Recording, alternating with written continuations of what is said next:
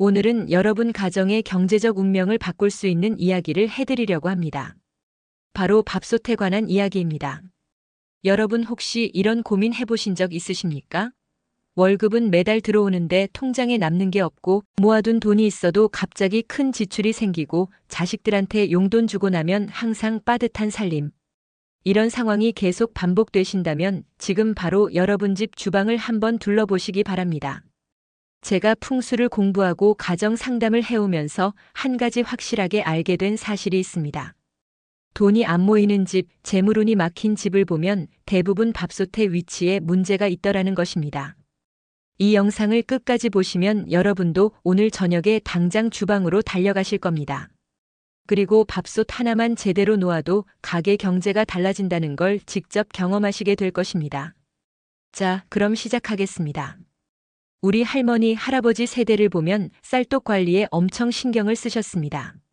쌀독은 함부로 열지도 못하게 하셨고 쌀이 떨어지기 전에 미리미리 채우셨습니다. 쌀독 바닥이 보이면 큰일 난다고 하셨죠. 왜 그랬을까요? 그냥 먹을 게 없어서 그런 게 아니었습니다. 우리 조상들에게 쌀은 단순한 식량이 아니었습니다. 쌀은 곧 돈이었고 재산이었고 생존 그 자체였습니다. 예전에는 쌀로 세금을 냈고 쌀로 물건을 샀고 쌀이 많으면 부자였습니다. 그래서 풍수에서도 쌀독과 밥솥을 재물의 상징으로 봅니다.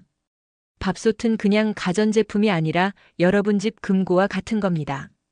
실제로 제가 만난 사례 하나 말씀드리겠습니다. 대구에 사시는 정 여사님 이야기입니다. 정 여사님은 남편과 함께 작은 식료품 가게를 운영하고 계셨습니다. 장사가 안 되는 건 아닌데 이상하게 돈이 안 모였습니다. 손님들도 꾸준히 오고 매출도 괜찮은데 막상 월말이 되면 통장은 텅텅 비어 있었습니다. 약값, 공과금, 카드값 내고 나면 항상 마이너스였습니다. 심지어 장사한 지 8년이 넘었는데도 전셋집에서 벗어나지 못하고 계셨습니다. 제가 정 여사님 댁에 가서 주방을 봤는데 밥솥이 싱크대 수도꼭지 바로 밑에 놓여 있더군요. 그리고 밥솥 안을 봤더니 쌀이 거의 다 떨어져서 바닥이 보이는 상태였습니다. 밥솥 주위에는 설거지통과 수세미가 널려 있었고요. 저는 밥솥을 주방 깊숙한 곳, 벽 쪽으로 옮기고 쌀을 가득 채우라고 말씀드렸습니다. 정 여사님은 처음엔 시큰둥하셨지만 워낙 절박하신 상황이라 해보기로 하셨죠. 석 달 뒤에 정 여사님한테 전화가 왔습니다. 선생님, 진짜 이상해요. 장사량은 비슷한데 돈이 남아요. 계산을 해보니까 한 달에 100만 원 이상씩 저축이 되더라고요. 8년 만에 처음입니다. 이게 단순히 운 좋아서 그런 게 아닙니다. 풍수는 에너지의 흐름을 다루는 실전 지혜입니다. 주방은 여러분이 생각하는 것보다 훨씬 중요한 공간입니다. 풍수에서는 주방을 재물 창고로 봅니다. 주방을 한번 생각해 보세요. 거기엔 뭐가 있습니까? 물이 흐릅니다. 수도에서 쉴 새 없이 물이 나오죠. 불이 있습니다. 가스불, 전기불이 음식을 익힙니다. 식재료가 있습니다. 냉장고에 먹을 것들이 가득합니다. 풍수에서 물은 돈을 뜻합니다. 불은 활동력과 변화를 뜻합니다. 음식은 생명력과 풍요를 뜻합니다. 이 모든 게 모인 곳이 주방입니다. 그러니 주방이 집안 재물의 핵심인 거죠. 문제는 이 물과 불과 음식이 잘못 배치되면 서로 부딪혀서 깨진다는 겁니다. 오행이라고 들어보셨죠? 나무, 불, 흙, 쇠, 물. 이 5가지는 서로 살리기도 하고 죽이기도 합니다. 물은 불을 꺼버립니다. 불은 쇠를 녹여버립니다. 쇠는 나무를 자릅니다. 이런 식으로 서로 영향을 주고받습니다. 주방에서 이런 상극이 일어나면 재물도 깨집니다. 돈이 들어와도 새어나가고 모아도 흩어집니다. 그리고 그 한가운데에 밥솥이 있습니다. 밥솥 안의 쌀은 땅에서 나온 곡식입니다. 황금빛으로 연근 쌀. 풍수에서 금은 돈을 뜻합니다. 그러니까 밥솥은 곧 여러분의 금고인 셈입니다. 금고를 어디에 두시겠습니까? 현금 5천만 원이 들어있는 금고를 대문 앞에 두시겠습니까? 베란다에 두시겠습니까? 당연히 안전한 곳에 두시겠죠. 밥솥도 똑같습니다. 밥솥을 아무렇게나 두면 안 됩니다. 지금부터 밥솥을 절대 두면 안 되는 자리를 하나씩 말씀드리겠습니다. 여러분 집 밥솥이 이런 곳에 있는지 꼭 확인해 보세요. 첫째, 싱크대 옆이나 앞입니다. 이게 제일 흔한데 제일 위험합니다. 싱크대에선 물이 계속 흐릅니다. 설거지할 때마다 물이 철철 넘칩니다. 풍수에서 흐르는 물은 좋은 것도 씻어내고 나쁜 것도 씻어냅니다. 밥솥이 싱크대 바로 옆에 있으면 어떻게 될까요?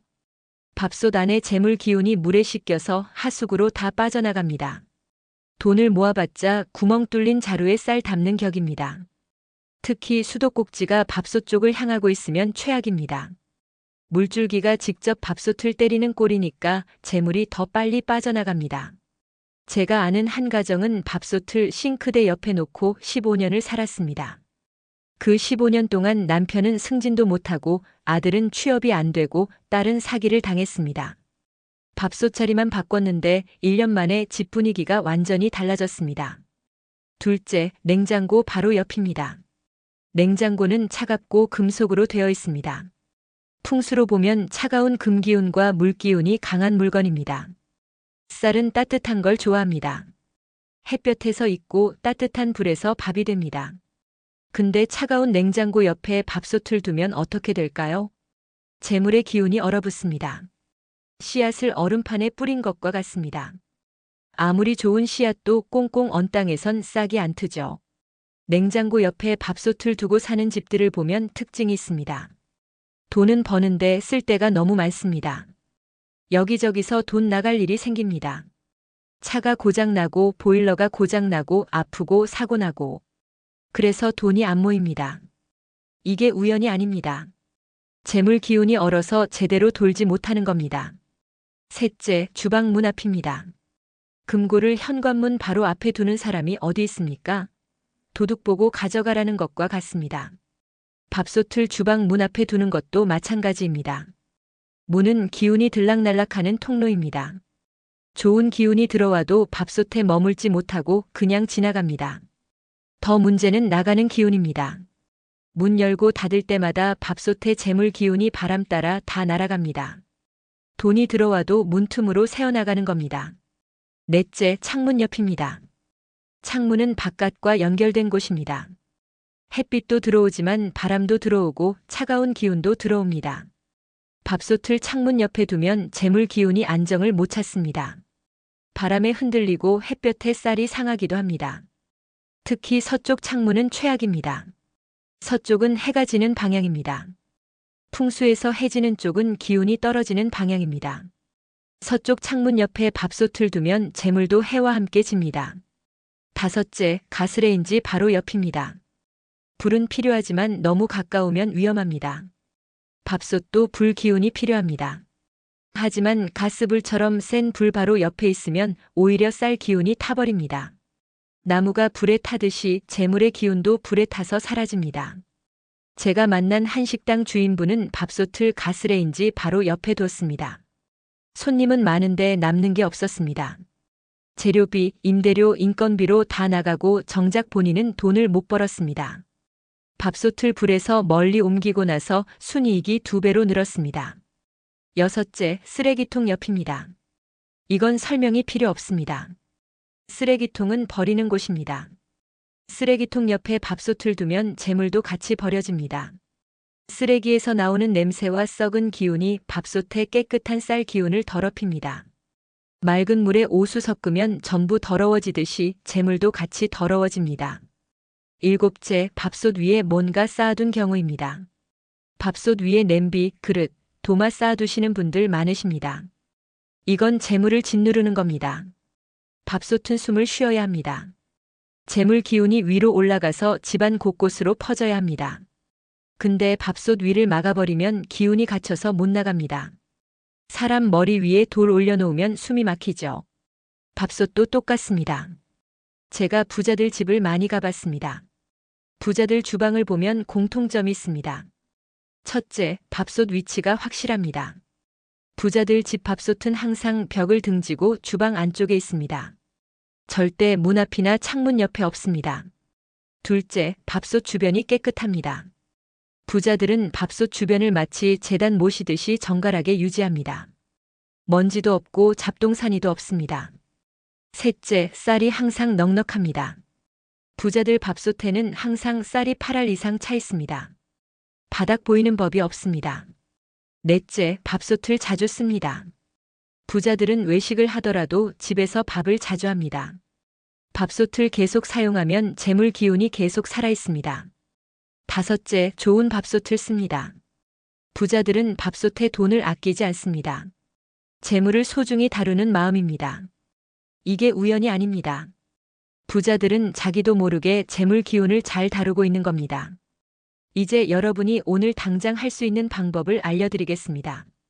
첫째, 밥솥을 벽 쪽으로 옮기세요. 밥솥은 벽을 등져야 합니다. 뒤가 든든해야 재물도 든든합니다. 주방에서 벽에 가까운 자리를 찾아보세요. 거기가 밥솥 자리입니다. 둘째, 밥솥을 물과 불에서 떼어 놓으세요. 싱크대에서 50cm, 가스레인지에서 30cm는 떨어뜨리세요. 그래야 서로 충돌하지 않고 조화를 이룹니다. 셋째, 밥솥 주변을 비우세요. 밥솥 위와 주변 30cm는 항상 비워두세요. 밥솥이 호흡할 공간을 주세요. 넷째, 쌀을 항상 채우세요. 밥솥 안쌀은 항상 8알 이상 유지하세요. 바닥이 보이면 안 됩니다. 쌀독이 비면 집안도 빈다는 말이 있습니다. 다섯째, 매일 밥솥을 확인하세요. 하루 한 번 밥솥 뚜껑을 열어보세요.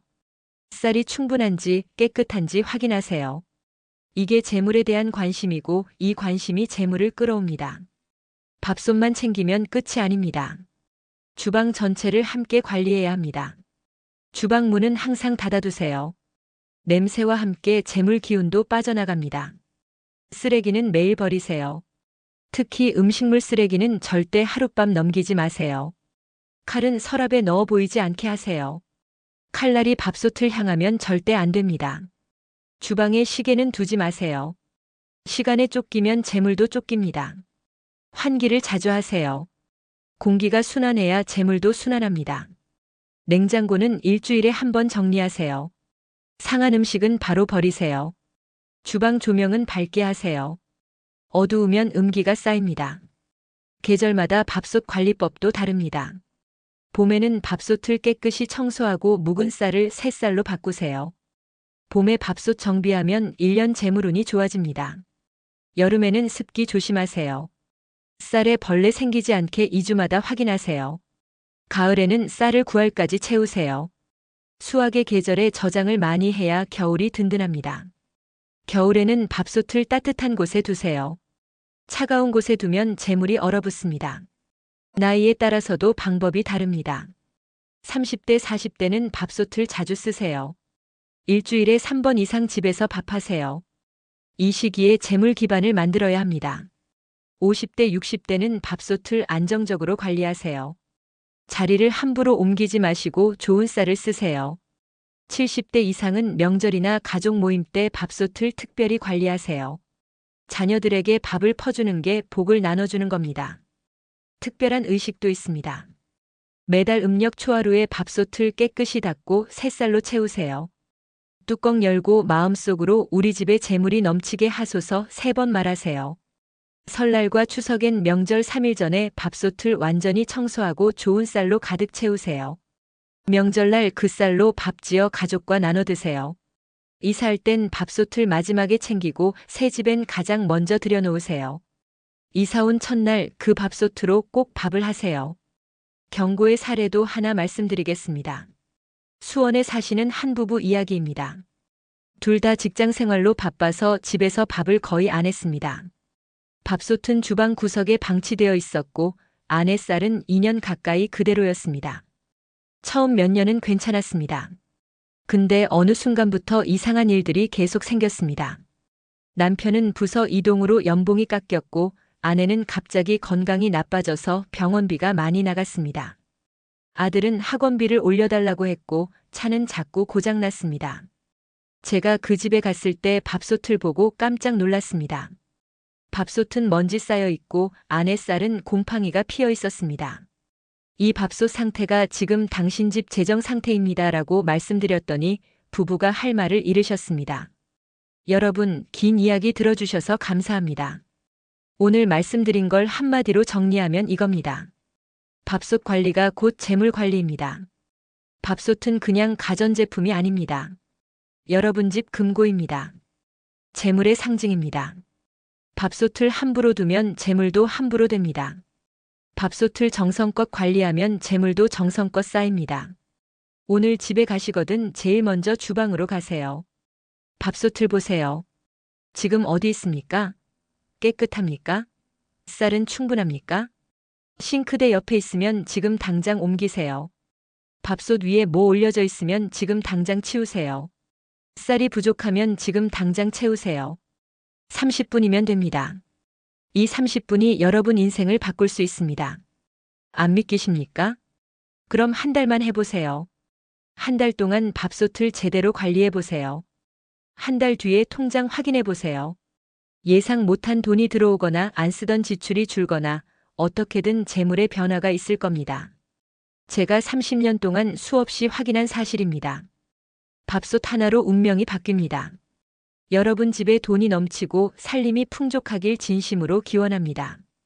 오늘 영상 도움 되셨으면 구독과 좋아요 눌러주세요. 주변에 돈 안 모이는 분들 계시면 이 영상 꼭 공유해주세요. 여러분 혹시 지금 이 순간에도 의심하고 계신 분들이 계실 겁니다. 밥솥 하나 옮긴다고 뭐가 달라지겠어? 그냥 미신 아니야. 이렇게 생각하실 수 있습니다. 저도 처음엔 그랬습니다. 제가 풍수를 처음 배울 때만 해도 반신반의했습니다. 근데 직접 수백 가정을 상담하고 변화를 목격하면서 확신하게 됐습니다. 이건 미신이 아닙니다. 과학입니다. 에너지의 흐름입니다. 우리 눈에 안 보인다고 없는 게 아닙니다. 전기도 안 보이지만 있지 않습니까? 와이파이도 안 보이지만 작동하지 않습니까? 기의 흐름도 마찬가지입니다. 보이지 않지만 분명히 존재하고 우리 삶에 영향을 미칩니다.